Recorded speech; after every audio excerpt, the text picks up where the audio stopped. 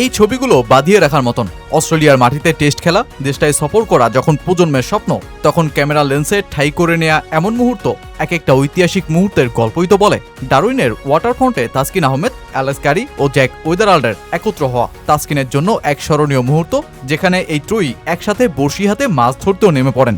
যদিও তাসকিনের ভাগ্যে জোটেনি কোনো মাছ, কিন্তু পূরণ হয়েছে সেই স্বপ্ন যা বাংলাদেশের অনেক কিংবদন্তির ভাগ্যেই জোটেনি। উল্টোদিকে বাংলাদেশের জন্য বহু অনিশ্চয়তার পর মিলল আরও একটা সুখবর। বাংলাদেশ দল যখন অস্ট্রেলিয়া চ্যালেঞ্জের মুখোমুখি, তখন অন্যদিকে 2027 ওয়ানডে বিশ্বকাপের সরাসরি জায়গাটাও নিশ্চিত করে ফেলেছে বাংলাদেশ। আর এবারও কপালটা পড়ল ওয়েস্ট ইন্ডিজের।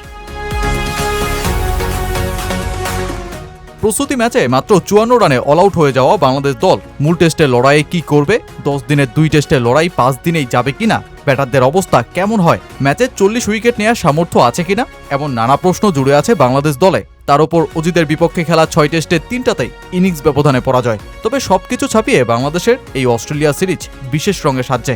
সম্প্রতি এক পডকাস্টে সাকিব আল হাসান পর্যন্ত অস্ট্রেলিয়ায় কোনো টেস্ট খেলতে না পারার আফসোসেই পড়েছেন। অস্ট্রেলিয়ার বিপক্ষে মিরপুরে একমাত্র টেস্টে জেতা ম্যাচের সেরা ক্রিকেটার হওয়া সাকিবের সেই স্বপ্ন অপূর্ণই থাকলো। তাই তাসকিন আহমেদদের জন্য এই সিরিজটায় নিজেদের উজাড় করে দেওয়ার কোনো বিকল্প নেই, কারণ এমন সুযোগ ক্যারিয়ারে আর নাও আসতে পারে। তাই তো তাসকিন আহমেদ বলছেন, অস্ট্রেলিয়ার বিপক্ষে টেস্ট সিরিজ খেলতে এখানে আসতে পেরে সত্যি সম্মানিত বোধ করছে।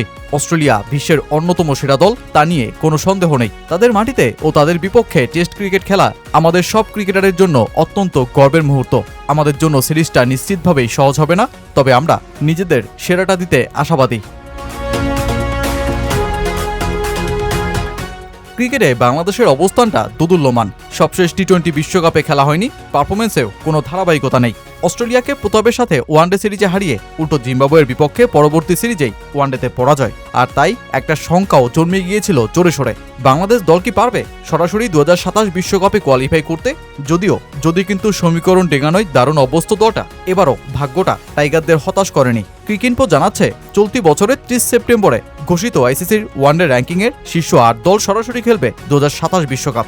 আয়োজক দক্ষিণ আফ্রিকা ও জিম্বাবুয়ে এই হিসেবের বাইরে, কারণ দল দুটো সরাসরি বিশ্বকাপে জায়গা করে নিয়েছে আয়োজক দেশ হওয়ায়। এছাড়াও defending champion Australia, Bharat, New Zealand, Pakistan, Sri Lanka, England, আফগানিস্তানের সাথে বাংলাদেশও সরাসরি যোগ্যতা অর্জন করেছে। তবে কপাল পুড়েছে ওয়েস্ট ইন্ডিজের। ওয়ানডে র্যাঙ্কিংয়ের 9 নম্বরে থাকা বাংলাদেশের সাথে 10 নম্বরে থাকা ওয়েস্ট ইন্ডিজের লড়াইটা চলছিল বাছাই পর্ব উত্তরানোর। সবশেষ নিউজিল্যান্ডের বিপক্ষে 3-2 সিরিজ হারের ধাক্কা ওয়েস্ট ইন্ডিজকে র্যাঙ্কিং লিস্টে আরও ধাক্কা দেয়, আর বাংলাদেশকে দেয় স্বস্তি। সামনে ওয়েস্ট ইন্ডিজের ভারত সফর। ক্রিকইনফো বলছে যে এই সিরিজ জিতলেও তারা সরাসরি বিশ্বকাপে খেলার যোগ্যতা অর্জন করতে পারবে না। ফলে টানা তৃতীয়বারের মতন বিশ্বকাপে জায়গা করে নিতে দলটাকে খেলতে হবে কোয়ালিফায়ার রাউন্ড। 2023 বিশ্বকাপে প্রথমবারের মতন খেলতে ব্যর্থ হওয়া, 2025 চ্যাম্পিয়ন্স ট্রফিতেও জায়গা না পাওয়া ওয়েস্ট ইন্ডিজের জন্য 50 ওভারের ক্রিকেটের চ্যালেঞ্জ এবারও থাকছে। কোয়ালিফায়ার পর্ব পেরিয়ে মূল বিশ্বকাপে জায়গা করে নিলেও সুপার সিরিজের নতুন নিয়মে আবারও মূল 12 দলে জায়গা করে নিতে লড়তে হবে দলটাকে। আর যেই পথটা ওয়েস্ট ইন্ডিজের জন্য হচ্ছে বড্ড কঠিন।